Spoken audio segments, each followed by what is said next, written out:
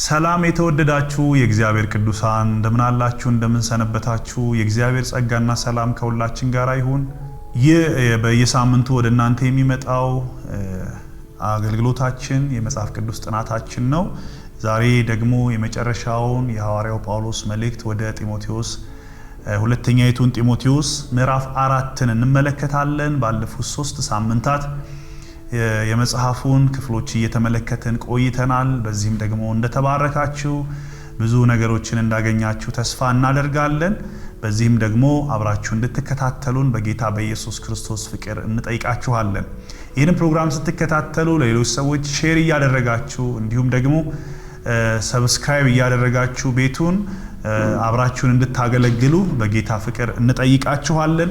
ዛሬ ምዕራፍ 4ን እንጀምራለን። በእነዚህ 3 ክፍሎች ላይ 3 ምዕራፎች ላይ እግዚአብሔር አምላክ በቃሉ የተናገረን ሰፋፊ ሐሳቦች አሉ። ጳውሎስ ለጢሞቴዎስ የመከረው ምክር እንዲጸናበት፣ እንዲበረታበት፣ ኃይል እንዲያገኝበት፣ በዘመኑ በአገልግሎቱ ምን ማድረግ እንዳለበት፣ ከክፎች እንዴት መራቅ እንዳለበት፣ በዘመን መጨረሻው ደግሞ በባለፈው ሳምንት በዘመን የመጨረሻው ዘመን ላይ ምን አይነት ነገሮች ሀፕን እንደሚያደርጉ ሰዎች እንዴት እንደሚቀየሩ እንዴት እንደሚለወጡ ከዚህም ደግሞ እንዴት መራቅ እንዳለበት ተመልክተን ነበር። ዛሬም ደግሞ ይሄንኑ መልእክት ሲቀጥል በእግዚአብሔር ፊት ብሎ ነው የሚጀምረው። ቁጥር 1 ላይ በእግዚአብሔር ፊት እና በሕያዋን እና በሙታን ላይ ሊፈርድ ባለው በጌታ በክርስቶስ ፊት በመገለጡና በመንግስቱ እመክርሃለሁ ብሎ ይናገራል። ይህ አሁን ዛሬ የምናየው ምዕራፍ የምክር ነው። እንደ ቀደሞቹ ምዕራፎች ምክር ናቸው። ጳውሎስ ለጢሞቴዎስ ልጁ እንዴት ማገልገል እንዳለበት፣ ምን ኤክስፔክት ማድረግ፣ ምንን መጠበቅ እንዳለበት እየመከረው እንዴት መኖር፣ እንዴት መመላለስ፣ እንዴት ማገልገል እንዳለበት እየመከረው አሁን ደግሞ የሚመክረው በእግዚአብሔር ፊት ነው። ደግሞ በሕያውና በሙታን ላይ ሊፈርድ ባለው በጌታ በኢየሱስ ፊት በመገለጡ በመንግስቱ እመክርሃለሁ ብሎ ይናገራል። ይሄ የሚመክረው ምክር ደግሞ በጣም ወሳኝ ምክሮች ናቸው። እነዚህን ሐሳቦች እስቲ እንመልከት። በእግዚአብሔር ፊትና በሕያዋንና በሙታን ሊፈርድ ባለው በጌታ በኢየሱስ ፊት ማለቱ ምን ማለት ነው? በእግዚአብሔር ፊት በአብና በወልድ ፊት ደግሞም ክንዋኔው በመንፈስ ስለሆነ በመንፈስ ቅዱስ አማካኝነት የሚሆን ስለሆነ የእግዚአብሔርን አንድነትና ሶስትነትን በሚገለጥበት በዚህ በአምላክ ፊት እመክርሃለሁ። ሁሉን በሚያውቅ ሁሉን ገልጦ በሚያውቅ በእግዚአብሔር ፊት ይለዋል። ሁሉን በሚያውቅ በእግዚአብሔር ፊት እመክርሃለሁ። ይህ ምክር በእግዚአብሔር ፊት የሆነ ምክር ነው። እንደ ቀላል እንዳታየው፣ እንደ ቀላል እንዳትመለከተው ወገኖች። ይህንን መልእክት ስትሰሙ እንደ ቀልድ እንዳታዩት። የሆነ ቪዲዮ እንደምታዩ፣ ይሄን መጽሐፍ ስታጠኑ፣ ይሄን መጽሐፍ ስታነቡ የሆነ መጽሐፍ እያነበባችሁት፣ ፊክሽን እያነበባችሁት፣ የሆነ ደብዳቤ እያነበባችሁት እንዳይመስላችሁ። በእግዚአብሔር ፊት፣ በአብ ፊት፣ በወልድ ፊት፣ በመንፈስ ቅዱስ ሥራ ደግሞ በእርሱ ፊት የተመከረ ምክር ነው። ጳውሎስ የሚለው ይሄንን ነው። ጌታችን ኢየሱስ ክርስቶስ በዚህ ውስጥ ትምህርት አለ፣ ዶክትሪን አለ። እንደሚመጣ በሙታንና በሕያዋንና በሙታን ላይ ሊፈርድ እንዳለው እንደሚመጣ በእርሱ ፊት ይለዋል። ጌታ ኢየሱስ ክርስቶስ ይመጣል። ጌታ ኢየሱስ ክርስቶስ በመንግስቱ በክብር ይገለጣል። ለዚህ ነው በመገለጡ እና በመንግስቱ እመክርሃለሁ የሚለው። ጌታ ኢየሱስ ይመጣል፣ በክብር ይመጣል፣ በክብር ይገለጣል። መንግስቱ ሁሉን ትገዛለች። ምድር ሁሉ ለእርሱ ትሆናለች። ስለዚህ ይሄንን እያሰብክ ይሄንን እየተረዳ ገዢ አምላክ እንዳለ፣ ሁሉን ቻይ አምላክ እንዳለ፣ ሞትን ድል አድርጎ ፈራጅ አምላክ እንዳለ፣ ሞትን ድል አድርጎ የተነሳ ጌታ እንዳለ እያወቅ እንድታገለግል እመክርሃለሁ በሱ ፊት። ጳውሎስ ይሄንን ነው የሚለው። ምንድነው ምክሩ? ቃሉን ስበክ። ይገርማል። ቃል ለመስበክ ነው ይሄን ሁሉም መግቢያ የተጠቀመው ጳውሎስ። ዝም ብሎ ቃሉን ስበክ ብቻ ለምን አላለው? የሚሰበከው ቃል ለካ የጸና ቃል ነው፣ የሚያድን ቃል ነው፣ የሚያጽናና ቃል፣ የሚለውጥ ቃል ነው፣ ፈውስ ያለበት ቃል ነው፣ ነገር የሚቀይር ቃል ነው፣ ሕይወት ያለበት ቃል ነው። ይሄ ቃል ደግሞ ሰማይና ምድርን የፈጠረም ቃል ነው። ሰማይና ምድርን ቢያልፉ እንኳን የማያልፍ ቃል ነው። ይሄን ቃል ስበክ፣ ቃሉን ስበክ። ዛሬኛስ ምንን እንስበክ ወገኖቼ? ምን እንድንሰብክ ነው ምን ጠብቀው ከራሳችን? እግዚአብሔርስ ምን ብሎ ነው የሚመክረን? ቃሉን ስበኩ። ቃሉ የእርሱ ነው። ቃሉ ሁሉን ቻይ ነው። ቃሉን ላከ ፈወሳቸው ተብሎ እንደተጻፈ ቃሉ የሚፈውስ ነው። የእግዚአብሔር ቃል ሁለት በኩል የተሳለ ሰይፍ ነው ብሎ ሕያውና የሚሰራ ነው ብሎ የዕብራውያን ጸሐፊ እንደተናገረው በሁለት በኩል እንደተሳለ ሰይፍ ነው። ደግሞ ሕያው ነው፣ የሚሰራ ነው። እግዚአብሔር ይባረክ። ይሄንን ቃል ስበክ። መቼ ነው የሚለው? በጊዜውም ያለ ጊዜው፣ ሁኔታ ሳያስቸግሩ፣ በሁኔታው ሳትገደብ፣ በማንኛውም አጋጣሚ ምን በል? ቃሉን ስበክ። በጊዜውም ያለ ጊዜው። በጊዜው ማለቱ በሚያምኑት ፊት በጊዜው የጊዜውን ቃል ተናገር። በሚያምኑት መከራ በማያመጡ አሜን በሚሉ ሃሌሉያ በሚሉ ፊት ስበክ። ያለ ጊዜው ደግሞ ሰይፍ ባለበት፣ መከራ ባለበት፣ እሳቱ በሚነድበት፣ ያንበሳው ግሳት በሚያገሳበት፣ በሚያስደንቀው በሚያስፈራው ግርማ ፊት፣ በሰዎች ቁጣ ፊት፣ በአላውያን ነገስታት ፊት፣ በጨካኞቹ ፊት ግን ይድኑ ዘንድ፣ ግን ይለወጡ ዘንድ፣ ግን ሕይወት ይሆንላቸው ዘንድ፣ ግን የተደረገላቸውን ነገር ይረዱ ዘንድ ቃሉን ስበክ። በተቃዋሚዎቹ ፊት። ዛሬ በዚህ ዘመን ላይ ይሄ ምክር ለኛም ያስፈልጋል። የት ነው ቃሉን ለመስበክ እኛ የሚያሰናዳን? የት ነው መስበክ ያለብን? ደግሞስ እኛ እየተዘጋጀን ያለው ለማን ነው? ላመኑት ጥሩ ነው፣ ግን በጊዜው ብቻ ሳይሆን ያለ ጊዜውም ደግሞ መስበክ አለብን። በማያምኑት ፊት፣ በሚሰድቡን ፊት፣ በሚንቁን ፊት ይድኑ ዘንድ ይለወጡ ዘንድ ቃሉን ልንሰብክ ይገባናል። ቃሉን ስበክ። በጊዜውም ያለ ጊዜውም ጽና፣ ፈጽመህ እየታገስክና እያስተማርክ ዝለፍና ገስጽ፣ ምከር። ዝለፍ ያላመኑትን፣ ገስጽ ያመኑትን፣ ተናገር፣ ምከር የተቀበሉህን፣ አቅጣጫቸውን እንዲቀይሩ፣ ከተሳሳቱበት መንገድ እንዲወጡ ምከራቸው ይላል።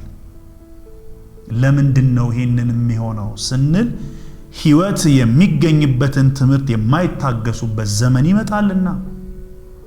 አንተ አሁን ካልመከርክ፣ አሁን ካልተናገርክ፣ አሁን ካልገሰጽ፣ አሁን ካልዘለፍክ ሊመጣ ያለው ጊዜ ሕይወት የሚገኝበትን ትምህርት የማይታገሱበት ዘመን ይመጣል።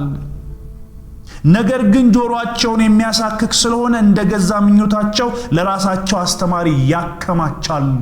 ስለዚህ አሁን ቃሉን ስበክ። ይሄ ዘመን እኛ ያለንበት ዘመን አይመስላችሁም ወገኖቼ?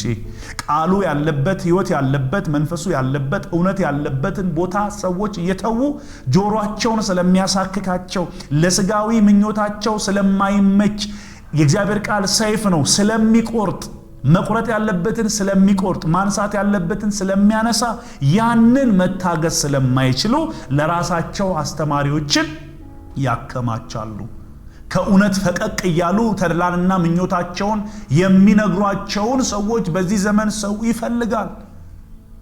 ብዙ የአገልጋዮችም ደግሞ ችግር ይሄ ነው። ሰው የሚመቸውን ለመናገር ነው የሚተረተረው። ለምን? ሰው እንዲገኝ፣ ሰው እንዲሰማኝ፣ ሰው ጆሮውን እንዲሰጠኝ፣ ሰው የሚፈልገውን ላቅርብለት ብለው ብዙ አገልጋዮች ይሰናከላሉ። እግዚአብሔር ይጠብቀን። ወገኖቼ ምን ትሻላችሁ? የሚመቻችሁን፣ የሚስማማችሁን፣ ለጆሮአችሁ የሚጥመውን ትሰሙ ዘንድ ነው ወይንስ የሚያስፈልጋችሁን? የትኛውን ነው በዚህ ዘመን ላይ ለኛ ሊቀርብ የሚገባው? ወገኖቼ እላችኋለሁ፣ እግዚአብሔርስ ቢረዳን የሚያስፈልገንን እንሰማ ዘንድ ይገባናል። የሚለውጠንን፣ የሚያስተካክለንን፣ የሚቀርጸንን እግዚአብሔር የሚወደው አይነት ሰዎች፣ ክርስቲያኖች፣ ቅዱሳን ሆነን እግዚአብሔር ይከብርብን ዘንድ፣ ምርጥ ዕቃ እንሆን ዘንድ የሚያደርገንን እግዚአብሔርን ቃል ልንሰማ ይገባል። ግን ጳውሎስ ለጢሞቴዎስ የሚለው ጆሮአቸውን የሚያሳክካቸው ሰዎች የሚነሱበት ዘመን ይመጣልና አሁን እልሃለሁ፣ ምከር፣ ተናገር፣ ወደ ተረት ፈቀቅ ስለሚሉ። አንተ ግን ነገርን ሁሉ በልክ አድርግ፣ በልክ አድርግ። መከራን ተቀበል። እውነት ስትናገር መከራ ይኖራልና የወንጌልን ሰባኪነት ሥራ አድርግ። አገልግሎትን ፈጽም። እኛ የምንፈጽመው አገልግሎት ወገኖች እግዚአብሔር የሚከብርበት መሆን አለበት። ይህን ብሎ ይመክረዋል ጳውሎስ ለጢሞቴዎስ። ይህን ይነግረዋል። ይህን ብቻ ብሎ አላበቃም። ቁጥር 6 ላይ ደግሞ ጳውሎስ ምን ይለዋል? ይህን ከመከረ በኋላ አሁን የኑዛዜ ምክር ነው። ታውቃላችሁ ጳውሎስ እየጨረሰ ነው። አገልግሎቱን እየቋጨ ነው። የሚጠብቀው አሁን ሰይፍ ነው። አሁን ሞት ነው። በቃ አገልግሎቱን ሐዋርያዊ ጉዞን 4 ጊዜ በመጓዝ በአራተኛው ላይ በጨካኞች እጅ ወድቆ የመጨረሻውን ፍርድ የሞት ፍርድ ተፈርዶበት በነበረ ሰዓት ነው ይህን መልእክት እየጻፈ ያለው ወገኖቼ። እንዲህ ይለዋል ቁጥር 6 ላይ በመስዋዕት እንደሚደረግ የኔ ሕይወት ይሰዋልና የሚሄድበት ጊዜ ደርሷል ይላል። በቃ ሊሄድ ነው። አሁን በስጋ እኔ ልታገኘኝ አትችልም። ስለዚህ እዚህ ክፍል ላይ ቶሎ ድረስ ቶሎ ናልኝ ይለዋል። ልሄድ ስለሆነ ናልኝ። ይሄ መጽሐፍ ታውቃላችሁ በ66 ዓመተ ምህረት የተጻፈ ነው። 66 ኦር 67 ጳውሎስ በዛ ወራት ሄዷል። ወደ ጌታ ወደሚወደው ተሰውቷል። የታሪክ ጸሐፊዎች የቤተክርስቲያን ታሪክ አስተማሪዎች እንደሚሉት በሰይፍ ነው ጳውሎስ በሮማ አደባባይ የተሰዋው። የጌታ ኢየሱስ ክርስቶስን ስም ከፍ አድርጎ በመስበክ እውነትን በመግለጡ እንደ ወንጀለኛ ተቆጥሮ ለሚወደው ጌታ ነፍሱን አሳልፎ ሰጥቷል። እግዚአብሔር የተባረከ ይሁን። በዚህ ዘመን ላይ እንዲህ አይነት ውሳኔ በሕይወታችን ላይ ቢመጣ በእውነት እንጨክን ይሆን? ነፍሳችን አሳልፈን ለመስጠት እንጨክን ይሆን? ነፍሳችን ሊወስድ የሚችል አገልግሎት ቢያጋጥመን እንጨክን ይሆን? ጥያቄው ለራሳችን ለልባችን ይሆን። እግዚአብሔር ግን ጸጋ ያብዛልን። ጳውሎስ ይላል በመስዋዕት እንደሚደረግ የኔ ሕይወት ይሰዋልና የሚሄድበት ጊዜ ደርሷል። መልካሙን ገድል ተጋድያለሁ፣ ሩጫውንም ጨርሻለሁ፣ ሃይማኖትን ጠብቄያለሁ። ወደፊት የጽድቅ አክሊል ተዘጋጅቶልኛል። ይህንም ጻድቅ ፈራጅ የሆነው ጌታ ያን ቀን ለኔ ያስረክባል። ደግሞ መገለጡን ለሚወዱ ሁሉ እንጂ ለኔ ብቻ አይደለም። እግዚአብሔር የተባረከ ይሁን። ወገኖቼ ክርስትና ቀልድ አይደለም። ክርስትና በዋጋ የተጀመረ በዋጋ የሚቀጥል ፍጻሜውም ደግሞ ዋጋ ያለው ረብ ያለው ጥቅም ያለው ክብር ያለው ዘላለምነት ያለው ሕይወት ያለው ርስት ያለው ርስቱም እግዚአብሔር የሆነበት ሕይወት ነው ክርስትና። ይህንን ካዱ የሚል ተው የሚል አቁሙ የሚል ዝም በሉ የሚል ኃይል ቢመጣ በምድር ነፍሳችንን አሳልፈን ለመስጠት የምንቆርጥለት እውነት ነው። በጊዜውም ያለ ጊዜውም ይህን እውነት እንመሰክራለን። የሚያድን እውነት ክርስቶስ ነው። ሕይወት ኢየሱስ ነው። ሌላ ተስፋ የለም። ዓለም ሁሉ ሊሰማው የሚገባ እውነት ይሄ ነው። ይሄንን የሰማ ሁሉ ይድናል። ይሄን የተቀበለ ሁሉ ይተርፋል። ይሄን ያገኘ ሁሉ ወደማይጠፋው ሕይወት ይፈልሳል።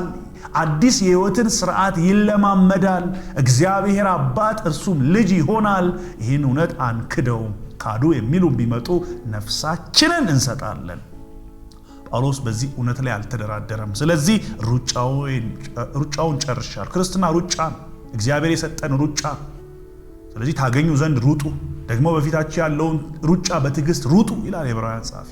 ይህንን ደግሞ ሩጫ ስጨርስ ሃይማኖትን ስጠብቅ የድል አክሊል አገኛለሁ ይላል። የጽድቅ አክሊል አገኛለሁ ይላል። ሃይማኖት የጽድቅ አክሊል ተዘጋጅቶልኝ፣ ይሄ ደግሞ ለኔ ብቻ አይደለም። ጻድቅ ፈራጅ እርሱ በሚገለጥበት ጊዜ ተስፋችን ኢየሱስ ነው። ሲመጣ እርሱ ያስረክባለን ያለ። ይህ ለኔ ብቻ ግን አይደለም፣ እውነትን ለሚቀበሉ ወደፊት ይህንን ሕይወት ተስፋ ለሚያደርጉ መገለጡን ለሚወዱ ሁሉ እንጂ ለኔ ብቻ አይደለም ይላል። ወገኖቼ ሪዋርድ አለ፣ ክፍያ አለ። የሰራነውን የለፋንበትን የወጣንበትን የወረንበትን በዳንበት ሕይወት የተመላለስንበትን ዋጋ ከእግዚአብሔር ከአምላካችን እጅ ከጌታችንም ከኢየሱስ ክርስቶስ እጅ እንቀበላለን። ለዚህ ሩጡ፣ ለዚህ ታገሉ፣ ለዚህ በጭንቅ በሳት እንደሚድኑ ከምንድን እግዚአብሔር የሰጠን አሳይመንት በዘመናችን ፈጽመን ማለፍ እንድንችል እግዚአብሔር ጸጋውን ያብዛልን። ጴጥሮስ ይህንን ነገር ሲናገር አንደኛ ጴጥሮስ ምዕራፍ 5 ቁጥር 4 ላይ የእረኞች አለቃ በሚገለጥበት ጊዜ የማያልፈውን የክብርን አክሊል ትቀበላላችሁ ይላቸዋል። እረኞችን፣ አገልጋዮችን የእረኞች አለቃ በሚገለጥበት ጊዜ የማያልፍ የክብር አክሊል የሚባል ነገር አለ፣ አያልፍም። ስለዚህ በሚያልፈው ዓለም ላይ የሚያልፍ ንግግር ተናግረን ያመነውን ነገር ክደን የያዘንን ነገር እንዲያው እንደነገሩ ይዘን በኋላ እንዳናፍር በጌታ ፊት ዛሬ ላይ በጌታ በኢየሱስ ክርስቶስ የምናገለግለውን አገልግሎት በትኩረት እንድናገለግል፣ በጭካኔ እንድናገለግል፣ በትጋት እንድናገለግል፣ በጸሎት በኃይል እርሱን በመከተል ፈቃዱን በማወቅና በማድረግ እንድንከተለው እንድናገለግለው መጽሐፍ ቅዱስ ያስተምረናል። ይህን ስናደርግ እግዚአብሔር በፊታችን የክብርን አክሊል ያቀዳጀናል። ያዕቆብ ደግሞ ምን ይላል? ፈተና ቢኖርም አለ መከራም ቢኖርም በፈተና የሚጸና ግን የተባረከ ነው። ከተፈተነ በኋላ እንዲሁ ይወድቃል አይልም። ለሚወዱት ተስፋ ስለ እርሱ የሰጠውን ተስፋ የሕይወትን አክሊል ያገኛል። የጸና ሰው በሚደርስበት መከራ ሁሉ እንደ ኢየሱስ ክርስቶስ ታግሶ የአባቱን ፈቃድ የሚፈጽም በዘመኑ እንደ ልጅ ለአባቱ የሚገዛ የሚታዘዝ ፈቃዱን ለመፈጸም ነፍሱን አሳልፎ ለመስጠት የቆረጠ ጀግና ከጌታ ከኢየሱስ ክርስቶስ እጅ የሕይወት አክሊልን ይቀዳጃል። ይህ ክብር ነው። እግዚአብሔር ይባረክ። ይህ ለጳውሎስ ብቻ አይደለም፣ ለጴጥሮስ ብቻ አይደለም፣ ላለፉት ቅዱሳን መጽሐፍ ቅዱስ ላይ ላሉ ሰዎች ብቻ ሳይሆን ዛሬ እኛ በዚህ ዘመን ላለን ቅዱሳን ኢየሱስ ክርስቶስን ተቀብለን ለዳንን ከጨለማ ወደሚደነቀው ብርሃን ለመጣ ነው ለኛም ይሄ ጻድቅ ፈራጅ ሲገለጥ ያን ጊዜ ለኛም ያስረክበናል። ለኔ ብቻ አይደለም ማለት ግን ጌታ እንዲገለጥ ለሚወዱ ይላል እዚህ ላይ መገለጡን ለሚወዱ ሁሉ እንጂ ለኔ ብቻ አይደለም። ወገኖቼ ጌታ ኢየሱስ እንዲገለጥ ትፈልጉ ይሆን? ትወዱ ይሆን? ትፈልጉ ይሆን? ትመኙ ይሆን? እሱ ሲገለጥ እኛም አብረን እንገለጣለን ይላል እኮ ጳውሎስ በሌላ ክፍል ላይ። እርሱ ሲገለጥ አብረን እንገለጣለን። እርሱ ሲከብር አብረን እንከብራለን። እርሱ ሲነግስ አብረን እንነግሳለን። እርሱ ከፍ ከፍ ሲል ሁሉን ወደ ራሱ ይስባል ተብሎ እንደተጻፈ ኢየሱስ ክርስቶስ ወደ ራሱ ይስበናል። ከእርሱ ጋር በሕይወት ይነግሳሉ ተብሎ ተጽፏል። ይሄ ክብር አክሊል፣ ይሄ ንግስና ክብር አክሊል እግዚአብሔር ለኛ አዘጋጅቶልናል። አሁን ግን በተሰጠን ሕይወት እንሩጥ። ከዚህ ሐሳብ ደግሞ ጳውሎስ ወደ ራሱ ሐሳብ ደግሞ ሲመጣ ቁጥር 9 ላይ በቶሎ ወደኔ እንድትመጣ ትጋ ይለዋል። በቃ አሁን ጳውሎስ አስቀድመን በመጀመሪያው ክፍል በሁለተኛው ክፍል እንዳልኳችሁ መጽሐፍ ቅዱስም እንደሚያስተምረን በታሪክም ደግሞ እንደተረዳ ነው ጳውሎስ የመጨረሻው ዘመን ላይ ነው። እነ ዴማስ ትተውታል። ማርቆስን ይዘልይና ይለዋል። ሌሎች አገልጋዮችም ደግሞ ትተውታል። በዙሪያው ያሉ ሰዎች ሁሉ ከሳሾች ሆነዋል። ብዙ ሰዎች በዙሪያው አጥቷል። ያገለገላቸው ሰዎች ሁሉ ፊታቸውን ነስተውታል። አሁን በዚህ በሮም ከተማ በእስር ቤት ውስጥ በዋሻ ውስጥ በጨለማ በብርድ ባለበት ቦታ ላይ ሆኖ ቶሎ ወደኔ እንድትመጣ ተጋባክ ይለዋል። ላይ ይፈልጋለሁ ይላል። እንዴት አይነት ፍቅር እንዳለው ጳውሎስ ለሚያገለግላቸው ሰዎች ላገለገላቸው ቅዱሳን አገልጋዮች ወገኖቼ ሁሉ ለትምህርታችን ተጽፎ የለ። እኛም ዛሬ የምናገለግላቸው ቢኖሩ የሚያገለግሉም ቢኖሩ በፍቅር እንኖር ዘንድ ከዚህ መማር እንችላለን። እንድትመጣ ትጋ። ዴማስ ያሁኑን ዓለም ወዶ ትቶኛል፣ ወደ ተሰሎንቄም ሄዷል። ቂርቂስም ወደ ገላትያ፣ ቲቶም ወደ ድልማጥያ ሄደዋል። ሉቃስ ብቻ ከኔ ጋር አለ። ማርቆስ ለአገልግሎት ብዙ ይጠቅመኛልና ይዘኸው ካንተ ጋር አምጣው። ቲቆስም ግን ወደ ኤፌሶን ላኩት። ስትመጣ የጢሮአዳ ከአቅርባ ዘንድ የተውኩትን በርኖሱን መጽሐፍቱን ይልቁንም በብራና የተጻፈውን አምጣልኝ። የናስ አንጥረኛው እስክንድሮስ እጅግ ከፋብኝ። ጌታ እንደ ሥራው ይመልስለታል። አንተ ግን ከእርሱ ተጠበቅ፣ የምናገረውን እጅግ ተቃውሟልና በፊተኛው ሙግቴ አንድስ እንኳን አልደረሰብኝም።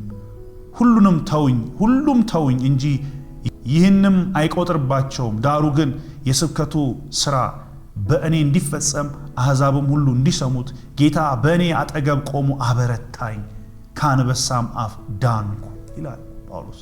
እነ ማርቆስ ይምጡልኝ፣ ይዘኸውና ደግሞ መጽሐፍ ደግሞ ትቼ መጥቻለሁ፣ ያንን መጽሐፍ ይዘህልኝና ይለዋል። በባለፈው እንዳልኳችሁ ጳውሎስ ማንበብ የሚፈልግ ማንበብ የሚወድ ሰው ነው።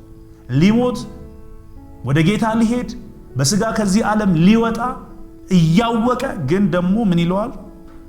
በርኖሱን ይዘህልኝና ብራናውን ይዘህልኝና ይለዋል። በርኖስ ማለት ብራና የሚጠቀለልበት ማለት ነው። የመጽሐፉ የሚጠቀለልበት መጠቅለያ ማለት ነው። ከቨሩ ማለት ነው። መጽሐፉን ይዘህልኝና ብራናውን ይዘህልኝና ብሎ የማንበብ ጉጉቱ ምን ያህል ታላቅ እንደሆነ ከዚህ ክፍል ላይ እንረዳለን።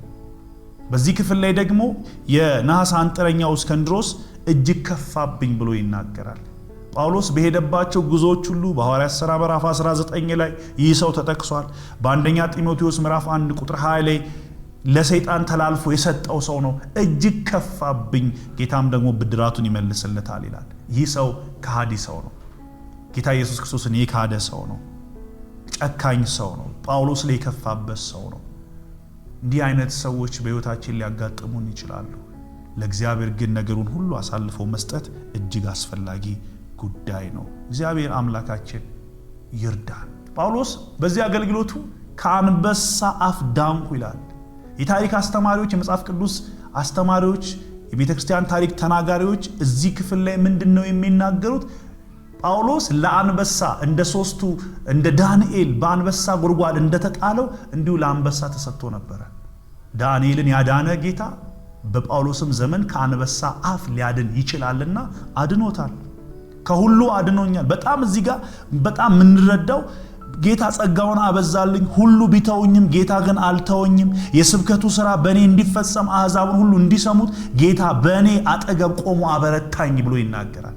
ዋናው ነገር ጳውሎስ ምርጥ ዕቃ ከተለወጠበት ቀን ጀምሮ የጌታ ምርጥ ዕቃ ሆኖ ጌታን ሲያገለግል የስብከት ሥራ፣ የወንጌል ሥራ ታላቅ ሸክም የተሸከመ ሐዋርያ ሆኖ ተልኳልና ሰዎች ይድኑ ዘንድ እኔ ብደክምም ጌታ ግን ያበረታኝ ነበር ይላል። ወገኖቼ ዛሬ በነፍሳችሁ ዘላችሁ ደክማችሁ ወንጌልን ልጥሉ ጥቂት የቀራችሁ ሰዎች ብትኖሩ ጌታ ዛሬ ያበረታችኋል።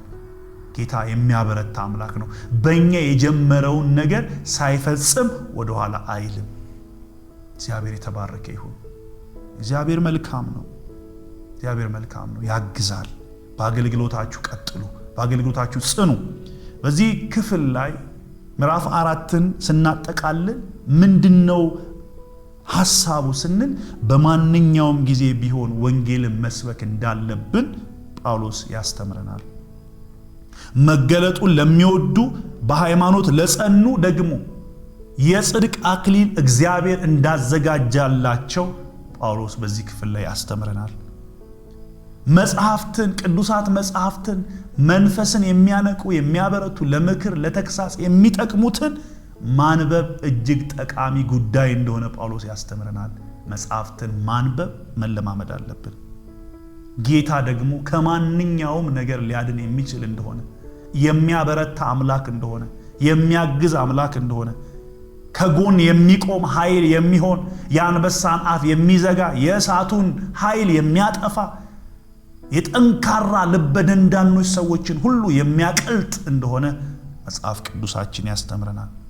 ሌላው በዚህ ክፍል ላይ በዚህ መጽሐፍ ላይ ትልቁ ነገር በምድር ያለው አገልግሎታችን ሲቋጭ በሰማይ ደግሞ መንግስት እንደሚጠብቀን፣ ሰማያዊ መንግስት እንደሚጠብቀን፣ ይሄ ዓለም ኃላፊነታችንን ተልኳችንን ከጨረሰን በኋላ በማይታየው ዓለም ውስጥ ከእግዚአብሔር ጋር የምንኖር የእግዚአብሔር መንግስት ወራሾች በሰማያዊ ዜግነት ያለን የእግዚአብሔር ልጆች መሆናችንን ያስተምረናል። ይህ የመጽሐፉ ጠቅላላ ሐሳብ ነው። እግዚአብሔር አምላክ ሁላችንን በሰማነው ነገር እንድንለወጥ፣ እንድንበረታ፣ እንድንጸና ጸጋውን ያብዛልን። ሁለተኛ ጢሞቴዎስ መልእክት ጥናታችን በዚህ ይጠናቀቃል።